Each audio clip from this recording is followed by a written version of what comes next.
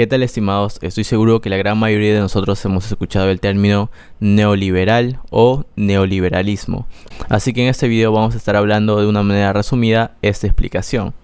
El neoliberalismo es una teoría política que se remonta a la doctrina del liberalismo clásico y la replantea dentro del esquema capitalista actual, bajo los principios más radicales. Si nosotros hablamos desde el origen de la palabra desde un punto de vista latino, y es de que esta palabra como tal es un neologismo formado por un elemento compositivo, por el neo, que proviene del griego neos, que significa nuevo, y el sufijo relativo doctrina o sistema ismo. Por lo tanto, podemos concluir que este sería una especie de nuevo liberalismo. El origen del liberalismo, surge como una reacción a la intervención del Estado como un garante de una mayor justicia social, es decir, el Estado benefactor, y toma fuerza gracias a las decables de la economía capitalista del siglo XX, particularmente las registradas a finales del año 20 y la década de 1970. Quiere decir que el origen del neoliberalismo se aplicó entre estos periodos, con el único objetivo de que el Estado garantice una mayor justicia social, ya que digamos que en algunos países en aquel entonces el sistema que mayormente se aplicaba era el sistema capitalista y no había una justicia, por ende había demasiadas declives o diferencias sociales, diferencias económicas entre los distintos pobladores de un mismo país, y es precisamente allí donde el Estado interviene, pero no tanto a un sistema comunista, sino más bien entre una mezcla del sistema liberal y por ende se considera neoliberalismo.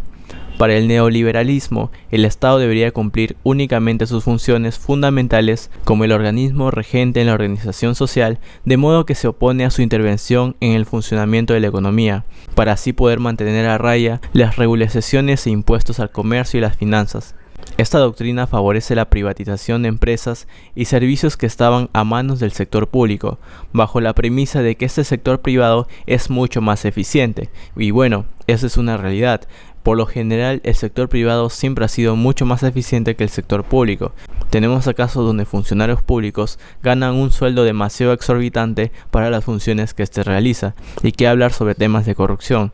Por ende, el Estado solo debe cumplir sus únicas funciones que regule la sociedad en las empresas del sector privado. Es partidario de la reducción del gasto social, de propiciar la libre competencia de las grandes corporaciones y de debilitar y desintegrar los sindicatos.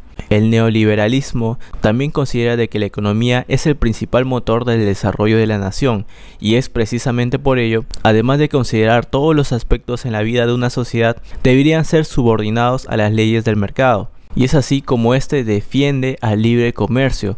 Todo ello para poder propiciar una mayor dinámica en la economía, la cual, en teoría, debería generar mejores condiciones de vida y riqueza material. Cuando hablamos sobre el neoliberalismo también tenemos que hablar sobre temas de la globalización, y es de que este exprimió una expansión mundial en las últimas décadas del siglo XX, lo cual se compaginó con el ascenso de la globalización como un proceso de carácter económico, tecnológico y social, que produciría un mundo más compenetrado e interconectado a nivel de mercados, sociedades y culturas. La expansión del sistema capitalista como producto de la caída de las economías comunistas, junto con principios del neoliberalismo, tales como la limitación de la intervención del Estado en las relaciones comerciales y también la oposición a las regulaciones y los aranceles, todo ello bajo un sistema de libre mercado, ha ido provocando una unidad económica mundial. Las fronteras están cada vez más abiertas y mercados comunes son cada vez mayores, propia de la economía globalizada. Eso quiere decir que muchos países adoptan el sistema neoliberalista, ya que eso nos trae bastantes beneficios, como por ejemplo dar prioridad al libre mercado.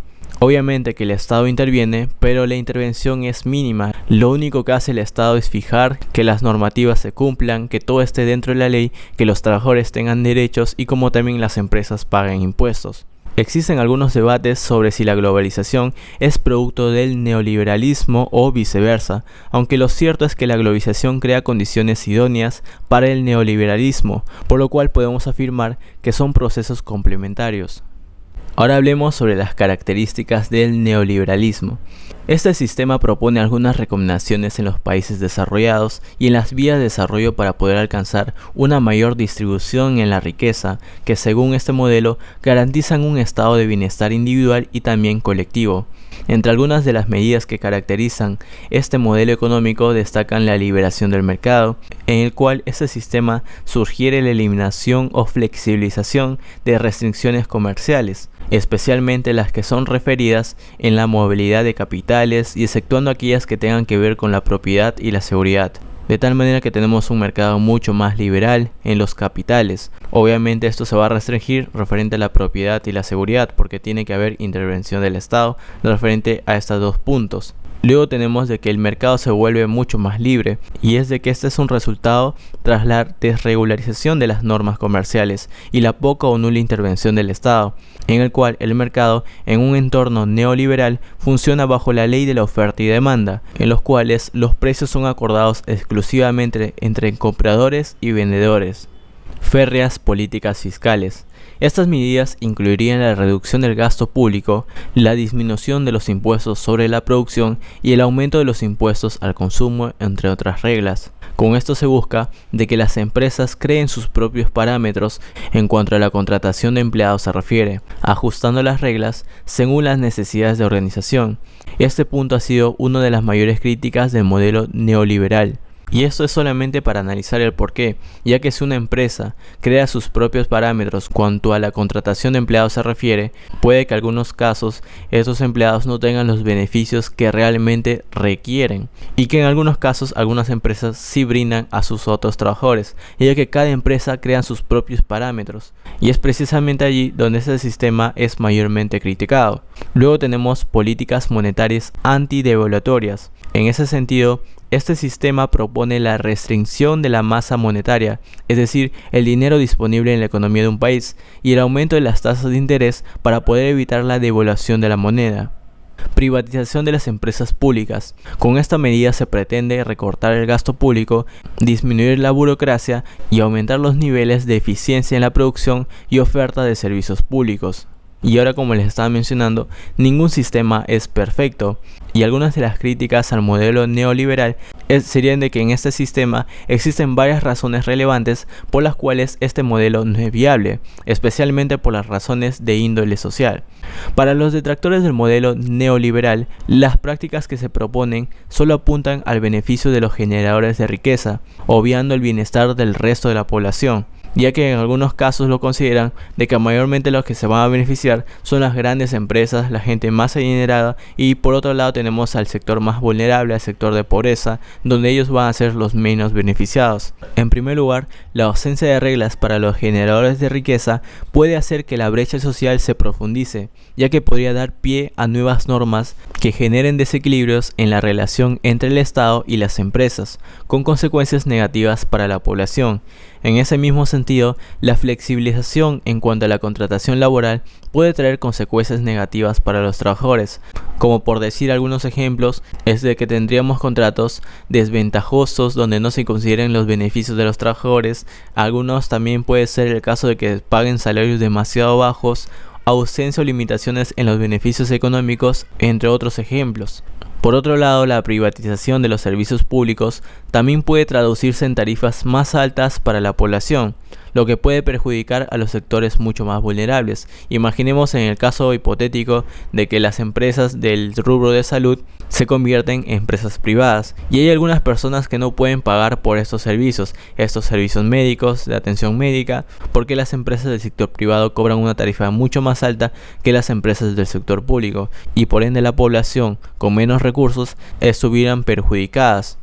Además, para los críticos del modelo neoliberal, no es prudente que las empresas privadas tengan el control de los ámbitos sensibles del Estado, como por ejemplo las telecomunicaciones, impuestos, servicios de identidad, etc., ya que de esa manera ellos pueden manipular a la población. Imaginemos que todas las empresas del sector privado sean dueñas de las telecomunicaciones, como por ejemplo los medios de comunicación, que este es un ejemplo que pasa en el Perú. Y desde que si viene un empresario de turno demasiado adinerado, puede comprar a esas empresas en el sentido de que puede pagar para que se muestre información de lo que él desea que se muestre, de tal manera que puede controlar a las masas. Obviamente que para esto hay que tener bastante dinero, pero recordemos que en el Perú existen conglomerados que abarcan el 70% de todo el mercado nacional. Este es un ejemplo para Perú. Me imagino que en otros países latinoamericanos la realidad debe ser algo similar. Y la última crítica es de que la disminución de los impuestos para las grandes capitales limitaría la acción del Estado, al quedarse sin uno de los principales recursos para poder crear y mantener programas sociales. Bueno, esta última crítica yo lo discrepo, ya que también en el Estado hay bastantes temas de corrupción, y así de que por más haga recaudación a las grandes empresas, también el Estado es corrupto y se queda con el dinero. Sin embargo, también es importante recaudar estos impuestos para posteriormente hacer obras en beneficio de la población, tales como sistemas de educación, colegios, postas médicas, sistemas de salud, y entre otras muchas más obras en beneficio de toda la población. Y bien, de esta manera estuviéramos concluyendo con la explicación sobre el sistema neoliberalista. Y dime tú, ¿ya sabías sobre este concepto?